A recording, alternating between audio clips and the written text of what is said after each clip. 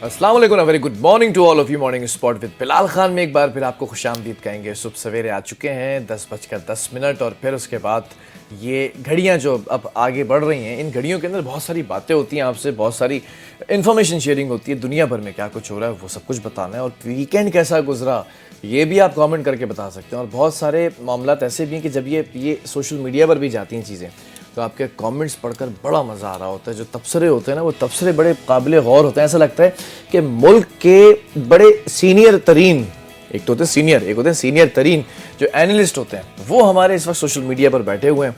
और social media के ऊपर जो कीबोर्ड वॉरियर्स हैं, वो जो तबसरे कर रहे होते हैं, ख़ास तौर पर वीकेंड के ऊपर बहुत सारे इवेंट्स ऐसे हुए जो मैंने सोचा कि अगर आज मॉर्निंग शो होता तो मैं उसको डिस्कस करता, लेकिन हफ्ता इतवार नहीं होता। तो हुआ कुछ यूँ कि कुछ चीज़ें हैं वो मैंने आपसे आज डिस्कस कर रही हैं, चाहे वो तला अंजुम के बारे में हो, चाहे वो सज्जाद अली के बारे में हो, चाहे वो इंडियन जो प्लेन जो एयरक्राफ्ट है वो क्रैश हुआ उसके बारे में हो, दुबई एयर शो 2025 के बारे में, बहुत सारी चीज़ें वो आज आपसे डिस्कस करेंगे हम। और आज एक बड़ा इम्पॉर्टेंट दिन है। पाकिस्तान ने एक और जो है वो तरक्की की सीढ़ी जो है वो चढ़ ली है, और उसके हवाले से बात करेंगे कि एआई की दुनिया के अंदर पाकिस्तान और आगे जा रहा है, या फिर आर्टिफिशियल इंटेलिजेंस की अगर मैं बात करूँगा तो पाकिस्तान और कितना करीब हो गया एआई से, इन तमाम चीज़ों पे। लेकिन अच्छी बातें आपको पहले बताते हैं, क्योंकि अच्छी बातों से आपकी और मेरी इस्लाह होती है। बातचीत करने के लिए आज एक अच्छी बात मैंने रखी है, आप लोगों से बात करेंगे। बातचीत इंसान की जो शख्सियत होती है ना, उसका आईना होती है। मैं कैसे बोलता हूँ, how we walk, how we talk and how we explain, ये सारी चीज़ें आपकी पर्सनालिटी का हिस्सा होती हैं। इसी तरह जब आपके मुंह से अल्फाज निकलते हैं तो ये आपकी एक आईनादार होती हैं। आपके सामने एक मिरर रखा होता है, ऐसा लगता है कि आप अपनी शख्सियत को बयान कर रहे हैं। लेकिन जब गुफ्तगू हद से बढ़कर बेमकसद हो जाए ना, तो वो फजूल गोई कहलाती है। फजूल गोई यानी बेमकसद गुफ्तगू एक ऐसी आदत होती है जो न सिर्फ इंसान को संजीदगी को उसकी जो है वो मजरू कर देती है, बल्कि उसकी साख को और वक्त दोनों को ज़ाया करती है। और फिर आज के दौर की अगर बात करूँ ना, तो जहाँ पर हर लफ्ज़ अहमियत रखता है, वहाँ बेफ़ायदा बातों में वक्त गंवाना दानिशमंदाना तर्ज़ अमल नहीं हो सकता।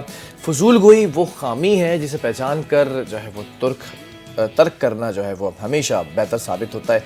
आप छोड़ दीजिए ना फजूल गोई, काम की बात करें, काम की बात करने के बाद खामोशी इख्तियार करें। कभी आपने लोगों को कहते हुए सुना है ना, लोग कहते हैं कि यार ये बहुत बोलता है। ठीक है भाई, बोलता है, but you feel happy when you listen to him. लेकिन कुछ लोगों को ये कहते हुए सुना है, बिल्कुल बेकार की बातें करता है, ये बकवास करता है जब भी करता है। ये वो लोग होते हैं जो बहुत ज़्यादा बोलने की आदत रखते हैं, लेकिन नाप तोल कर नहीं बोलते हैं। कुछ लोग मजाक करने की कोशिश कर रहे होते हैं, लेकिन वो मजाक ही मजाक में इतनी ज़्यादा गुफ्तगू कर जाते हैं कि आपको मज़ा नहीं आ रहा होता सुन के। अक्सर लोग सिर्फ गुफ्तगू के शौक़ में ऐसी बातें कर जाते हैं, ये रिलेट करें ज़रा आप अपने आप से, अपने इर्द गिर्द लोगों को देखें, ऐसी बातें कर जाते हैं क्योंकि उन्हें बोलने का शौक़ है ना, जिनका ना कोई मकसद होता है, ना कोई सर होता है, ना कोई पैर होता है, ना कोई फ़ायदा होता है। वो अपनी बात की अहमियत खो देता है। जो बात हो रही होती है, जो बात बतानी होती है, वो अक्सर व बेशतर इतनी ज़्यादा फजूल गोई कर जाते हैं कि आपको समझ में आना भी चाहे ना, वो बात समझ में नहीं आती, आपका मूड ऑफ हो जाता है। समझदार इंसान वही है जो बोलने और खामोश रहने के दरमियान दुरुस्त एक बैलेंस कायम रखे, क्योंकि समझदार इंसान कोई भी बात करने से पहले उसे सोचता है, समझता है, फिर अल्फाज का इंतखाब करता है। That's a very important thing कि आप जब वर्ड्स का चुनाव करते हैं ना, जो लफ्ज़ों का चुनाव होता है बहुत ज़रूरी होता है। कभी कभार आपको किसी पर तनकीद भी करनी हो, कभी कभार आपको किसी को कोई मैसेज देना हो, कभी कभार आपको जो है वो कोई बात ऐसी समझानी हो, तो आपके लफ्ज़ बड़े नपे तुले होने चाहिए। अगले बंदे को पैगाम समझ में आ जाता है, लेकिन वो मुस्कुराता है, बोलता थैंक यू वेरी मच कि आपने मुझे समझा तो दी बात, लेकिन आपने तरीक़ा बहुत जो है वो दूसरा इख्तियार किया। अब जैसे आज एक साहब, मैं सुबह आ रहा था तो मोहल्ले के अंदर एक साहब थे, उनकी गाड़ी ख़राब हो गई, तो उन्होंने मुझे सुबह सवेरे कहा कि भाई आप जा रहे हैं तो आप भी मुझे शाहर फैसल पे ड्रॉप कर दीजिएगा मेरे ऑफिस के पास। मैंने कहा नो वरीज़, आप मेरे साथ बैठ जाएं। अच्छा, वो बैठ तो गए साहब। अब हुआ कुछ यूँ कि मैंने तो सीट बेल्ट लगा ली, क्योंकि सीट बेल्ट लगाना इंतहाई ज़रूरी है, और फिर ई चालान के कैमरे भी देख रहे हैं। उन्होंने नहीं लगाई, और मुझे पता था कि ये सीट बेल्ट नहीं लगाएंगे तो मुझ पर चालान हो जाएगा। तो मैंने गाड़ी स्टार्ट की, गली से जब निकालते हुए सड़क की तरफ आ रहे हैं, मुझे ये भी टेंशन है कि अब अगर कैमरे ने देख लिया तो ये मसला हो जाएगा। अब मैं इनको फ़ौरन इस तरह भी बोल सकता भाई सीट बेल्ट लगा के बैठे, चलान आ सकता है, میں نے گفتگو کا آغاز کیا. میں نے کہا بھائی آج کل تو بڑا زبردست کام کر رہی ہے جو سندھ ٹریفک پولیس ہے, اس نے ای چالان سسٹم آغاز کیا. تو انہوں نے کہا ہاں بھائی ای چالان ہے اور بڑا زبردست کام کریں گے. میں نے کہا بھائی میں تو حیران اور پریشان ہو گیا ہوں کہ مجھے تو ایک چالان آیا ہے 5,000 روپے کا, سیٹ بیلٹ کے اوپر چالان آیا ہے اور بڑا زبردست. اب تو مجھے یہ ہوتا ہے میں گھر سے نکلتے ہی سیٹ بیلٹ لگا لیتا ہوں. اتنے میں وہ مسکرائے, ہنسے اور زور سے کہنا لگایا, بولے آپ کا طریقہ بہت اچھا تھا مجھے بتانے کا سیٹ بیلٹ کا. فوراً سے نکال کے انہوں نے سیٹ بیلٹ لگائی اور انہوں نے اپریشیٹ بھی کیا کہ آپ کا طریقہ جو ہے وہ یہ مجھے پسند آیا.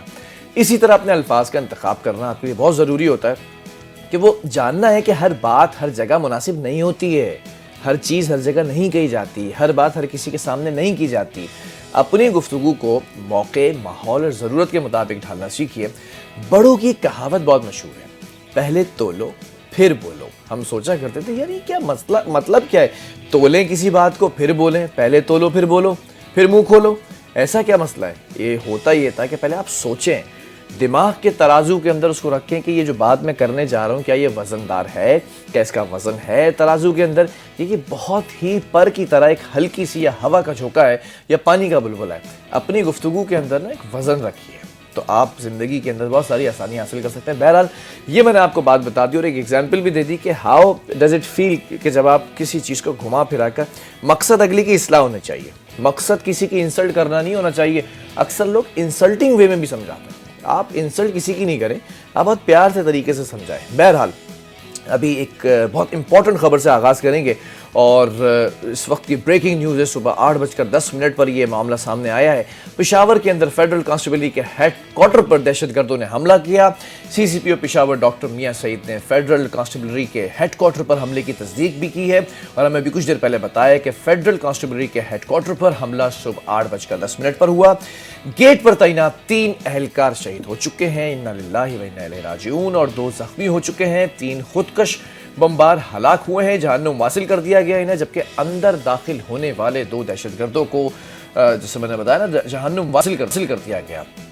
ان کی جگہ وہیں پر ہے. حملے کے بعد سنہری روڈ کو ٹریفک کے لیے بند کر دیا گیا تھا کیونکہ انسپیکشن ہو رہی تھی اور یہ فوٹیجز آپ کے سامنے آ رہی ہیں اس وقت. اور جو روڈ بند کی تھی پھر ٹریفک کو صدر روڈ کی جانب موڑا جا رہا ہے, یہ بتایا گیا ہے. جبکہ علاقہ مکینوں کا بتانا ہے کہ ایف سی ہیڈ کوارٹرز کی جانب سے مسلسل فائرنگ کی آوازیں آ رہی ہیں, جبکہ سیکیورٹی فورسز نے علاقے کو گھیرے میں لے لیا ہے.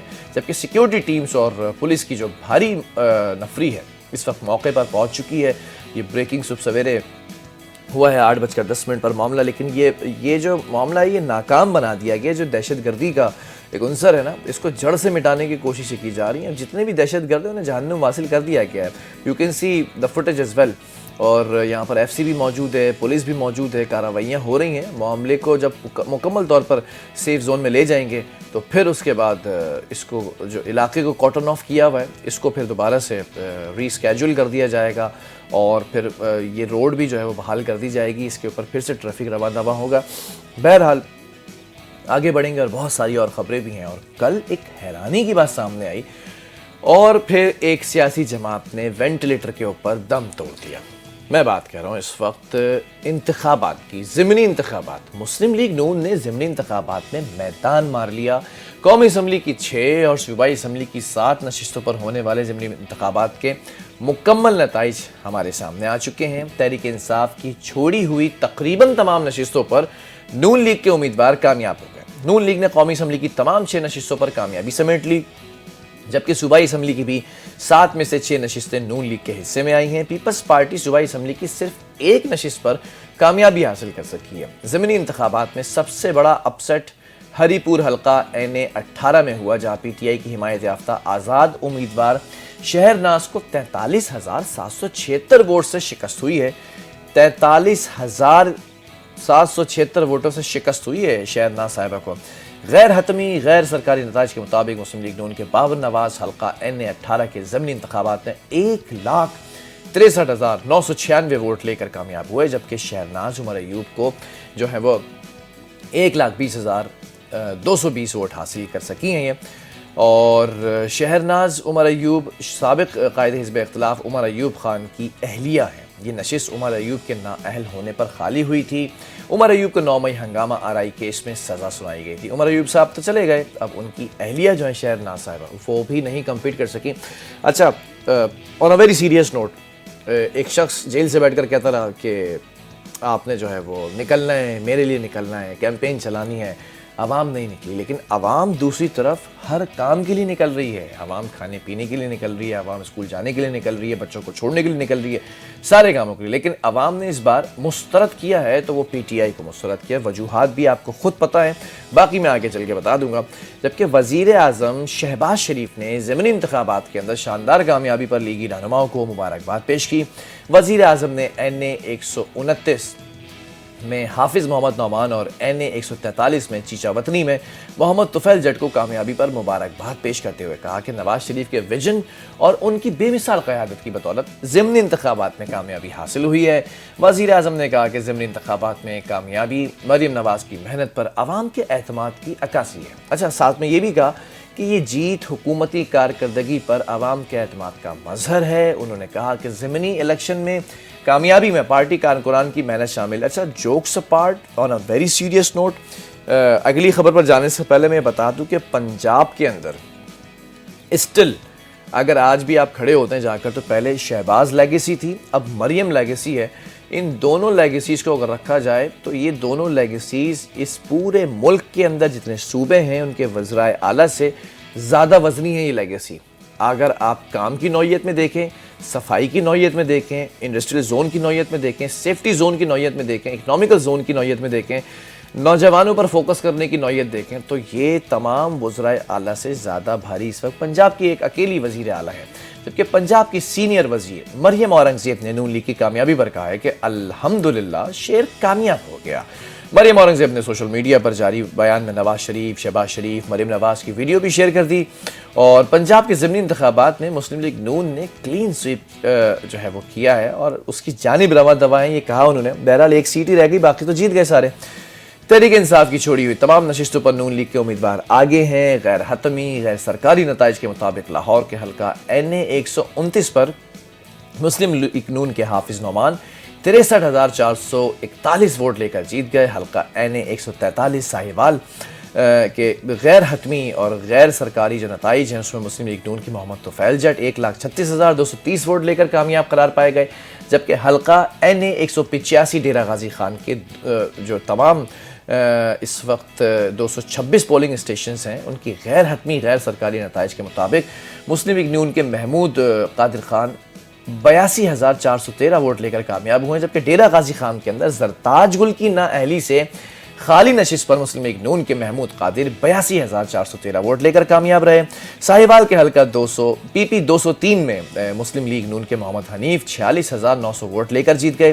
فیصل آباد میں جو صوبائی اسمبلی ہے اس کے حلقہ PP 115 سے مسلم لیگ نون کے محمد طاہر پرویز نے 49,046 ووٹ حاصل کر کے میدان بھی مار لیا۔ یہ میں نے پہلے ہی کہا تھا، لیکن اپسٹ یہ ہوا کہ پیپلز پارٹی بہت پیچھے رہی، نون لیگ آگے آ گئی، نون لیگ چھپی رستم نکلی۔ لیکن پنجاب کی اگر بات کریں تو پنجاب کے اندر نون لیگ کی ایک پالیسی ہے، ایک بیک گراؤنڈ ہے، بیوروکریسی بھی ان کی، ڈپلومیسی بھی ان کی ہے، اور ایک پورا بیک گراؤنڈ ہے، ایک پوری بیک بون ہے جو شہباز لیگیسی سے مریم لیگیسی کو ٹرانسفر ہو رہی ہے۔ پیپلز پارٹی کا بھی وہاں پر کوئی اسٹیک اتنا زیادہ نہیں ہے۔ پنجاب کے اندر ہم دیکھتے ہیں کہ پنجاب کی قیادت ہی بہت زیادہ ہم کہتے ہیں سوئی ہوئی ہوتی ہے پیپلز پارٹی کی، جس طرح سے سندھ کے اندر پاکستان مسلم لیگ نون کی جو قیادت ہے نا وہ ہمیشہ ہمیں سوئی ہوئی دکھائی دیتی ہے، کوئی اتنی ایکٹیو قیادت نظر نہیں آتی۔ تو یہ ہونا ہی تھا جو ہوا، لیکن اپسٹ یہ تھا کہ پی ٹی آئی کے جو سیٹ چھوڑی تھیں بڑے بڑے ان کے رہنما تھے اور یہ سوچ کر بیٹھے تھے کہ اسمبلی سے ہم واک آؤٹ کر جائیں گے، ہم استعفے دے دیں گے، ہم دوبارہ جیت جائیں گے۔ اب وہ فضا ختم ہو گئی، اب لوگوں نے آپ کے لیے نکلنا چھوڑ دیا ہے، لوگوں نے ووٹ دینا آپ کے لیے چھوڑ دیا ہے۔ اس لیے نہیں کہ آپ جو ہے وہ اس وقت پیچھے ہٹ گئے ہیں، لوگوں نے دوسری پارٹی کی طرف شفٹ کر دیا اپنا پورا ویژن کہ اب ان کو ووٹ دیتے ہیں۔ بہرحال آگے بڑھ جاتے ہیں اور پاکستان کے حوالے سے کچھ بات کرتے ہیں کہ پاکستان نے بھارتی وزیر دفاع کی سندھ سے متعلق بلا جواز اور توسیع پسندانہ بیان کی سخت الفاظ میں مذمت کر دی ہے۔ اسپوک پرسن دفتر خارجہ نے بھارتی وزیر دفاع کا سندھ سے متعلق بیان حقیقت سے فرار اور انتہائی خطرناک ذہنیت کا عکاس قرار دے دیا ہے۔ اسپوک پرسن نے بتایا کہ ایسے بیانات بین الاقوامی قانون، تسلیم شدہ سرحدوں اور ریاستی خود مختاری کی خلاف ورزی ہے، جبکہ مطالبہ کیا کہ بھارتی قیادت اشتعال انگیز بیانات سے گریز کرے، یہ خطے کے امن کے لیے خطرہ ہے۔ اسپوک پرسن یہ بھی بتاتے ہیں کہ بھارت سے اقلیتوں کے تحفظ اور ان کے خلاف تشدد پر اکسانے والوں کا محاسبہ کرنے کا مطالبہ ہے، جبکہ انہوں نے یہ کہا کہ بھارت کے شمال مشرقی خطے کے لوگ آج بھی ریاستی سرپرستی میں تشدد، شناختی جبر اور محرومی جھیل رہے ہیں۔ بھارتی حکومت عقائد کی بنیاد پر تعصب اور تاریخی مسخ شدگی پر جو مبنی امتیازی رویہ ہے اس کو نکالے۔ بھئی یہ رویے جو ہے نا وہ آپ کے بڑے درست ہونے کی ضرورت ہے، کیونکہ آپ جب ایک سرٹیفائڈ بارڈر ہے تو بارڈر کے اکراس دی بارڈر آپ کو یہ ایسا بیان دیں گے تو وہ obviously اس ملک کی پالیسی پر حملہ سمجھا جائے گا نا۔ ترجمان نے مطالبہ کیا کہ بھارت جموں کشمیر تنازع کا حل اقوام متحدہ کی قراردادوں اور کشمیریوں کی خواہشات کے مطابق نکالے۔ پاکستان تمام تنازعات کا پرامن حل چاہتا ہے اور اپنی خود مختاری اور سلامتی کے دفاع کے لیے بھی پرعزم ہے۔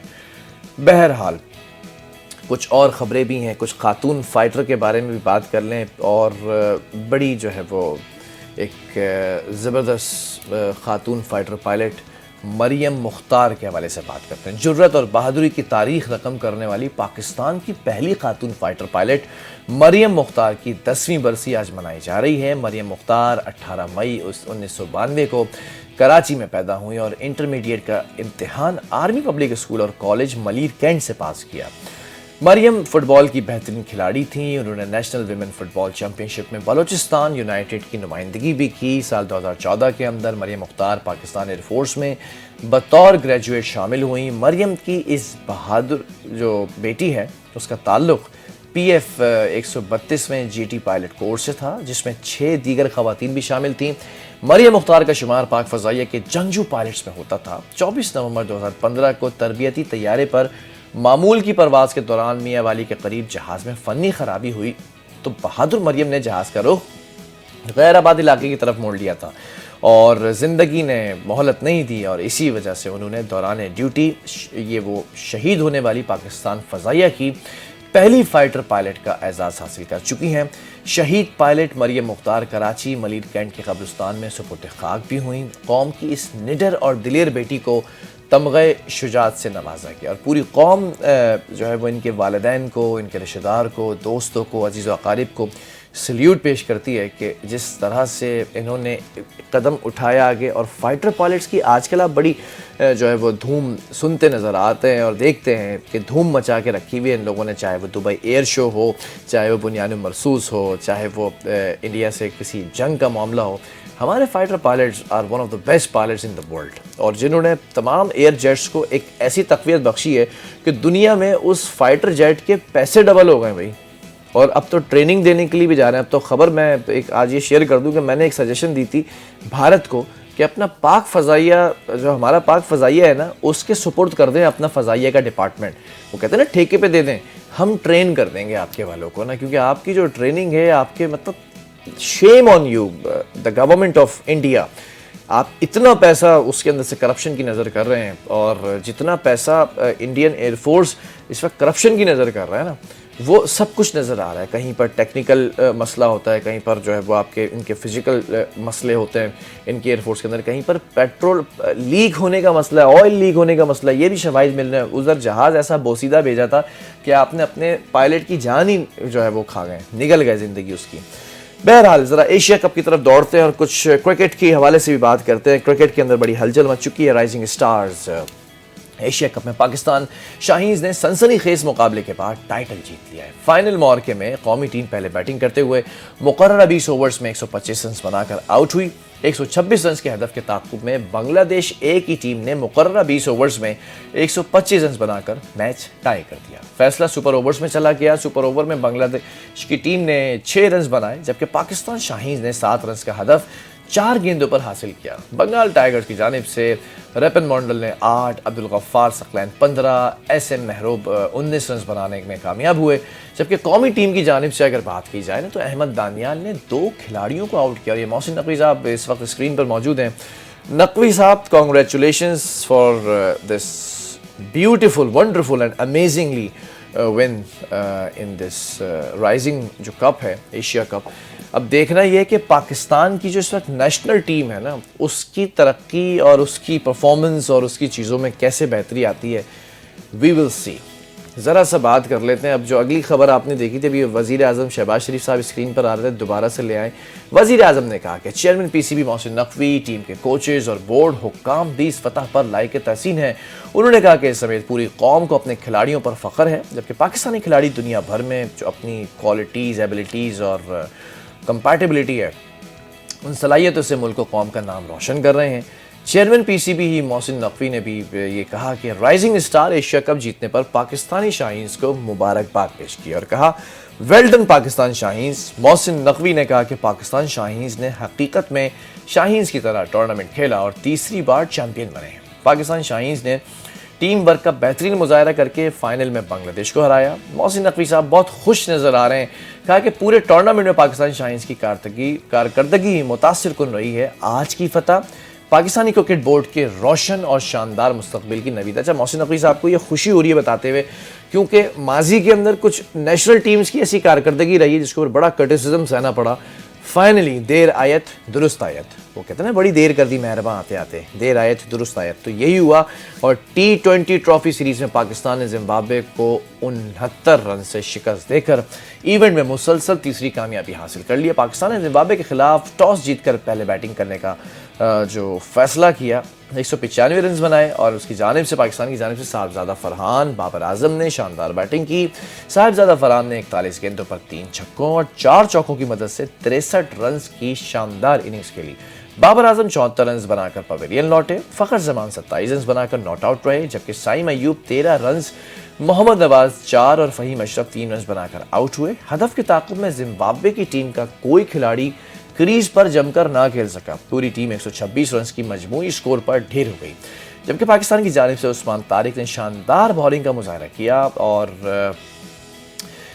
4 کھلاڑیوں کو جو ہے وہ آؤٹ کیا ہے۔ عثمان نے بہترین کارکردگی جو ہے وہ دکھائی گئی ہے اور خاص طور پہ بابر اعظم دوبارہ سے فارم میں نظر آ رہے ہیں۔ لیٹس سی کہ یہ جو ابھی زمبابوے کے ساتھ جس طرح سے کھیل رہے ہیں یہ اور کھیلا گیا یہ میچ اور یہ پرفارمنس ہوئی ہے، لگتا ایسا ہے کہ محسن نقوی صاحب نے جو حلوہ بانٹا تھا وہ سب میں بٹ چکا ہے، وہ دوائی سب کو مل چکی ہے، وہ جو ہاضمے کی درستگی ہے وہ سب کی ہو چکی ہے، جو فٹنس ہے وہ دوبارہ سے بحال ہو چکی ہے، جو منجن اور جو چورن دیا گیا تھا پی سی بی کی جانب سے وہ ہاضمے کا چورن تھا، کیونکہ بد ہضمی کی وجہ سے کھلاڑی جو ہے نا وہ بہت اچھے سے پرفارم نہیں کر پا رہے تھے، اور اب میں سمجھتا ہوں کہ ہاضمہ درست ہوا ہے تو ان کی پرفارمنسز نظر آ رہی ہیں، ان کے سٹروکس، ان کے شاٹس، ان کی بالنگ، ان کی بیٹنگ اور ان کی فیلڈنگ بھی نظر آ رہی ہے۔ اچھا، موسم جو ہے وہ بدل چکا ہے کرکٹ کا، اسی طرح کرکٹ کے موسم کے ساتھ ساتھ جو موسمی تبدیلی ہے نا اس پر بھی بات کر لیتے ہیں، کیونکہ موسم کے اندر جو ایک نمایاں طور پر تبدیلی آ رہی ہے نا، محکمہ موسمیات کے مطابق آج ملک کے بیشتر علاقوں کے اندر موسم سرد اور خوش رہے گا، جبکہ پہاڑی علاقوں کے اندر صبح اور رات کے اوقات میں شدید سردی کا امکان جو ہے بتایا گیا ہے۔ لیٹس ٹاک اباؤٹ پنجاب اور کے پی کے۔ وہاں کے میدانی علاقوں کے اندر صبح اور رات کے اوقات کے اندر چند مقامات پر ہلکی اور درمیانی دھند ہونے کا بھی امکان ظاہر کیا گیا ہے، جبکہ گزشتہ 24 گھنٹوں کے دوران ملک کے جو بیشتر علاقے ہیں نا وہاں پر موسم خشک اور میں سمجھتا ہوں کہ پہاڑی علاقوں کی اگر میں بات کر لوں نا تو شدید سرد رہنے کا امکان ہے۔ پنجاب کے چند میدانی کچھ ڈسٹرکٹس ہیں جہاں پر ہلکی دھند چھائی رہی ہے، جبکہ محکمہ موسمیات نے بلوچستان کی خشک سالی کے شکار علاقوں میں بھی دسمبر میں گرج چمک کے ساتھ شدید بارشوں کی پریڈکشن کی ہے۔ That's a very important thing کہ جو خشک سالی کا شکار ہے بلوچستان کے علاقے، وہاں پر اس بار پریڈکشن کی گئی کہ بارشیں ہوں گی، اور محکمہ موسمیات کا کہنا ہے کہ مغربی ہواؤں کا جو طاقتور سلسلہ ہے 6 سے 10 دسمبر کے دوران بلوچستان کے اندر داخل ہوگا، یعنی کہ 6 سے 10 اگر بلوچستان میں داخل ہوگا تو آپ کے سندھ کی کراچی جو ہے، کراچی کے اندر یک بستہ ہوائیں چلیں گی، ہم کہتے ہیں نا پشاور کی ہوائیں چل رہی ہیں، سائبیریا کی ہوائیں چل رہی ہیں، ہوائیں وہاں سے آتی ہیں، بلوچستان کے اندر یہ داخل ہو چکا ہے سسٹم، اور سلسلہ وقفے سے پورے مہینے جاری رہنے کی پیشگوئی کی گئی ہے۔ بارش سے ذوب، شرانی، موسیٰ خیل، بارکھان، کولو، سبی، لسبیلا، آواران، کیچ، گوادر، پنجگور، خزدار، قلعہ سیف اللہ، چاغی، نوشکی، واشک اور مستونگ سمیت صوبے کے جو ڈسٹرکٹس ہیں مختلف، اس کے اندر خشک سالی کا خاتمہ ہونے کا امکان ہے۔ لیٹس سی کہ بارشیں کس زور سے ہوتی ہیں۔ محکمہ موسمیات نے یہ بھی بتایا کہ بعض مقامات پر گرج چمک کے ساتھ موسلا دھار بارشیں بھی ایکسپیکٹڈ ہیں، اور بالائی علاقوں کے اندر تو برف باری ہونے کی پریڈکشن بتا دی گئی ہے۔ جو ایکسپرٹس ہیں وہ یہ بتا رہے ہیں کہ اس سال شمال مغربی ہوائیں معمول سے زیادہ فعال ہیں۔ دیکھا میں نے آپ کو کہا تھا کہ کچھ ایسا لگ رہا ہے کہ اس بار سردیاں جو ہے وہ یخ بستہ ہواؤں کے ساتھ آئیں گی اور زیادہ شدت سے آئیں گی۔ اب عرب جو ہے وہ سمندر سے آنے والی نمی جو ہے وہ بلوچستان کی جانب رخ کر رہی ہے، اسی وجہ سے بارشوں کا سلسلہ اب سے طویل ہوگا۔ تو یہ طوالت اختیار کر جائیں گی بارشیں، اور اس طوالت کی وجہ جو ہے وہ بتائی گئی کہ عرب ممالک سے جو ہوائیں آتی ہیں، اور خاص طور پر یہ بلوچستان کے اندر بتایا جا رہا ہے کہ اس وقت بارشیں بہت زیادہ ہوں گی۔ Let's talk about life style updates, کیونکہ جب موسم ہوتا ہے تو موسم کے ساتھ ساتھ ہم بن جاتے ہیں ڈاکٹر۔ تو ڈاکٹر ایکسپرٹس یہ بتاتے ہیں کہ ہیپاٹائٹس ایک ایسی بیماری ہے جس میں جگر میں سوزش پیدا ہوتی ہے، اور جگر چونکہ جسم کا اہم ترین عضو ہے، اس لیے اس کی خرابی پورے جسم کے نظام کو متاثر کر سکتی ہے۔ دنیا بھر میں لاکھوں لوگ ہیپاٹائٹس کی مختلف ٹائپس کا شکار ہو جاتے ہیں، جن میں وائرس سے ہونے والا ہیپاٹائٹس سب سے زیادہ امپورٹنٹ ہے۔ آلودہ پانی، غیر صاف سرنجز، متاثرہ خون اور ناقص حفظان صحت اس بیماری کے پھیلاؤ کی بنیادی وجوہات ہیں۔ اکثر لوگ شروع میں علامات محسوس نہیں کر پاتے ہیں، لیکن میں آپ کو بتا دوں کہ وقت پر اگر آپ کی تشخیص ہو جائے اور علاج نہ ہونے کی صورت میں یہ مرض جگر کو شدید نقصان پہنچا سکتا ہے۔ اس لیے ہیپاٹائٹس کے بارے میں بہت ضروری ہے اویئرنیس، احتیاط اور بر وقت علاج، کیونکہ اس بیماری سے بچاؤ کے لیے صفائی اور حفظان صحت پر توجہ دینا بہت ضروری ہے، جیسے صاف پانی پئیں، محفوظ خوراک کھائیں، سرنجز اور طبی آلات کا شیئر نہ ہونا، یعنی کہ اگر کوئی سرنج آپ کو لگی ہے تو وہ کسی اور کو نہیں لگ سکتی، اسٹرلائزڈ ہونی چاہیے۔ طبی آلات اور جو ہوتے ہیں تھرمامیٹر منہ میں رکھنا، یا کوئی ایسی چیز جیسے فلوئڈ آپ کا جو ہے وہ ایک سے دوسری جگہ جا سکے، ان کی شیئرنگ بالکل بین کر دیجیے۔ اور ویکسینیشن کروانا، ویکسین بھی جو ہوتی ہے وہ بھی آپ نے بڑا خیال رکھ کے کروانی ہے۔ ہیپاٹائٹس کے حوالے سے جو اویئرنیس ہے وہ بڑھانے سے نہ صرف بیماری کے پھیلاؤ کو روکا جا سکتا ہے، بلکہ مریضوں کو بر وقت جو علاج ہے نا اور مدد فراہم کی جا سکتی ہے، جو کہ آسان ہو جاتا ہے ان کے لیے۔ اس کے علاوہ صحت مند طرز زندگی، متوازن غذا، جو بیلنس ڈائٹ ہمیشہ میں کہتا ہوں، اور جو ہے وہ دیگر جو نقصان دہ اشیاء ہے نا ان سے پرہیز کرنا۔ الکوہل بھی جو ہے وہ بہت زیادہ نقصان دیتا ہے اس چیز کے اندر، اس کو تو بالکل بین، کیونکہ وہ تو ویسے ہی حرام ہے، لیکن بہت سارے جو ایسے غیر مسلم لوگ ہیں وہ اگر پیتے بھی تو ان کے لیے بھی یہ امپورٹنس ہے اس چیز کی کہ الکوہل بین ہے۔ اچھا، جگر کی حفاظت میں یہ تمام چیزیں بڑا امپورٹنٹ رول پلے کرتی ہیں۔ طبی ماہرین کے مطابق دنیا بھر میں وائرل ہیپاٹائٹس کے باعث سالانہ 10 لاکھ سے زیادہ افراد جاں بحق ہو رہے ہیں۔ ہر روز تقریباً 3000 افراد اس قابل علاج بیماری کے سبب زندگی کی بازی ہار جاتے ہیں، جبکہ روزانہ 8000 نئے کیسز بھی رپورٹ ہو رہے ہیں۔ پاکستان کی اگر بات کی جائے تو پاکستان دنیا بھر میں ہیپاٹائٹس سی کی سب سے زیادہ مریضوں والا دوسرا ملک ہے، جہاں اندازاً 97 لاکھ افراد اس وائرس کا شکار ہیں۔ پاکستان میں ہیپاٹائٹس سی کی شرح 4.3% ہے، جو عالمی اوسط سے تقریباً 10 گنا زیادہ ہے۔ ہیپاٹائٹس کی بر وقت تشخیص اور ویکسینیشن سے بچاؤ ممکن ضرور ہے۔ اس کو اگر آپ بچنا چاہتے ہیں تو میں نے آپ کو جو چیزیں بتائی ہیں، جو پریکاشنری میئرز، جو احتیاطی تدابیر ہیں نا، وہ آپ ذرا اس کو ملحوظ خاطر رکھیں۔ بہرحال اس گھنٹے کا آخری حصہ ہے اور میرا سب سے فیوریٹ ٹاپک آ چکا ہے، ٹورزم پیکیج، اور آج میں آپ کو ایسی جگہ لے کے جا رہا ہوں جو پاکستان کے شمالی علاقے کے اندر اپنی مثال رکھتی ہے خوبصورتی کے اندر، چاہے خاموش وادیاں ہوں، برف پوش چوٹیاں ہوں، یہ تمام چیزیں صدیوں پر محیط تاریخ کے سبب ہمیشہ سے مسافروں کی جو توجہ ہے اس پر ٹکی ہوئی ہیں۔ آج میں آپ کو لے کے جا رہا ہوں نانسوک گاؤں کے اندر۔ یہ کہاں پر ہے، کیسے آباد ہوا، اس کی خاصیت کیا ہے، لیٹس واچ ٹوگیدر۔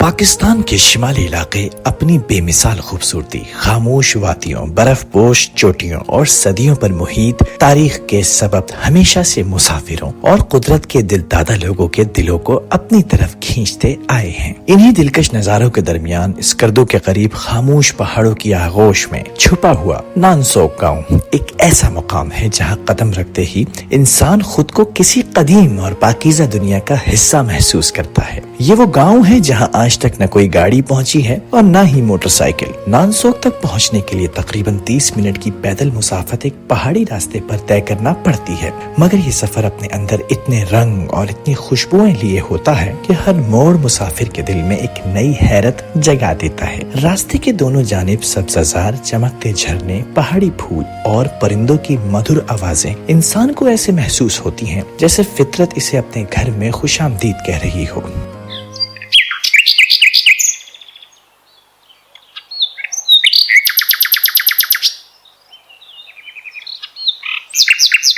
तारीखी रिवायात के मुताबिक 1190 से 1840 तक ये गांव बल्तिस्तान के हुक्मरानों की पसंदीदा जाए आराम था। वो न सिर्फ तफरीह के लिए यहाँ आते थे बल्कि क़याम के लिए उन्होंने यहाँ आसाइशी महल भी तामीर कर रखे थे, जो सदियों बाद दरियाए सिंध की बेरहम मौजों में तहलील हो गए। नानसो की सरजमीन ने हुक्मरानों के कदम भी देखे और वक्त की गर्दिश ने इन महलों को भी मिटाकर गांव की सादगी को बाकी रखा। ये गांव आज भी अपने इसी खालिस फितरी शक्ल में कायम है। यहाँ के बासियों की जिंदगी सदियों पुराने तौर तरीकों का अक्स है। कोई सड़क नहीं, कोई ट्रांसपोर्ट नहीं, बस पहाड़, दरख्त, खामोशी और फितरत जिसे इंसान ने वक्त की दौड़ में कहीं पीछे छोड़ दिया है। इस ऑर्गेनिक गांव की एक खास बात यहाँ की हयातियाती दौलत है। मारखोर हिरन और आईबैक्स यहाँ बड़ी तादाद में पाए जाते हैं और इस माहौल का हिस्सा समझे जाते हैं। गांव में आबादी बहुत कम है, लेकिन यहाँ के लोग अपनी रोजमर्रा जरूरियात के लिए मुकम्मल तौर पर कुदरत पर इन्हिसार करते हैं। घरों के करीब छोटे खेत हैं जहाँ सब्जियाँ और फल उगाए जाते हैं। देसी मुर्गियाँ, भेड़ बकरियाँ, गायें और भैंस चरागाहों में चरकर पलती हैं और यही दूध और गोश्त का जरिया है।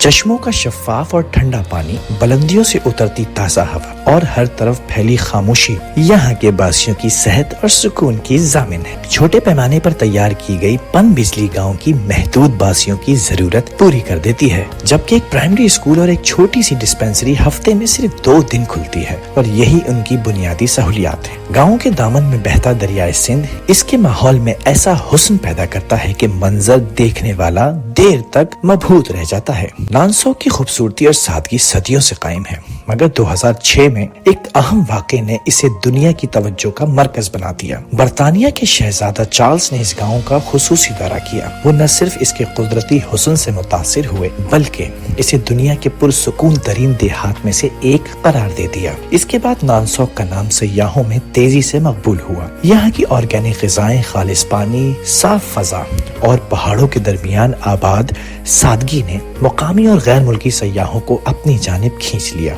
नानसो का सफर दरअसल एक गांव का सफर नहीं बल्कि अपने आप से मुलाकात का सफर है। यहाँ का सुकून इंसान को बताता है कि जिंदगी की असल खूबसूरती सादगी, पाकीज़गी और फितरत की खामोश आवाजों में छुपी हुई है। ये गांव इंसान को सिखाता है कि फितरत के साथ हम आहंग जिंदगी कैसी होती है और क्यों सादगी में वो हुस्न है जो शहरों की चमक दमक में कहीं खो सा गया है। नानसो एक ऐसा तजुर्बा है जो दिल और जहन पर देर पा नक्श छोड़ देता है।